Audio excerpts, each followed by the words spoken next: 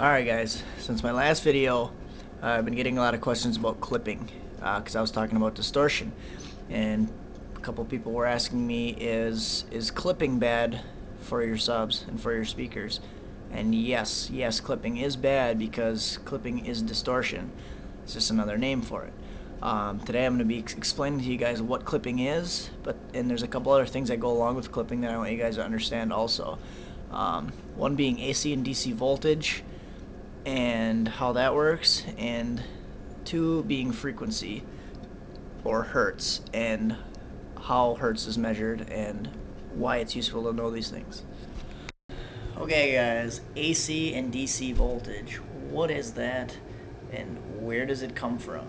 DC voltage is what you will find in your car.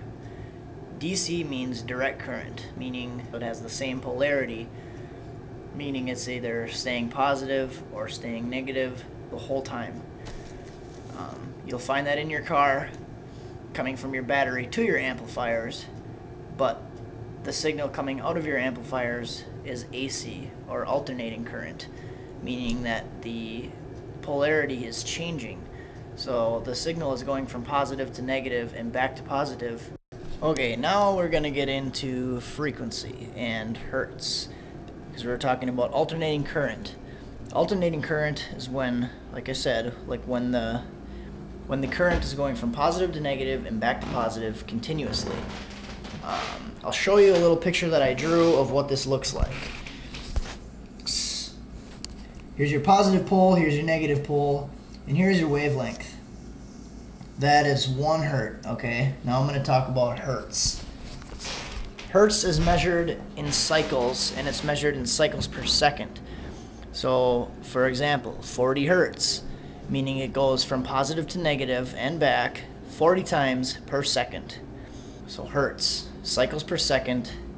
The next thing I'm going to be talking about is amplitude. That signal goes up, it goes down, and it comes back. Amplitude is how tall those wavelengths are going to get. When you have your volume high or your gains high, that amplitude is going to grow, or those wavelengths are going to get taller, meaning your sub is going to be moving farther. Okay, your gains and your volume can only be turned up so much before you start getting this clipping thing. I drew another picture for you guys. I hope you guys are excited. Here is a clean audio signal. Goes up and down, very smooth.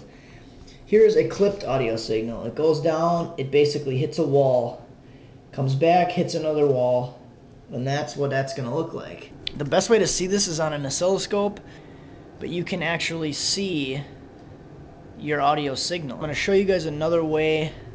It's going to be a little comical, but hopefully you guys will understand. Okay guys, I'm going to show you what clipping is.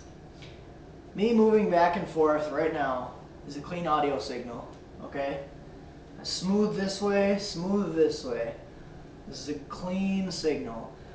But when you start to turn your gains up and your sub starts to move farther and faster, and you turn your volume up to add to that, I'm going to start hitting the wall. That's all I'm doing. And if I do this for too long, I'm not going to like you very much.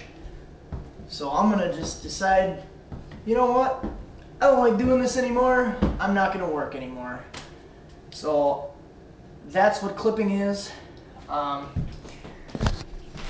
Your sub is basically saying, I hate you.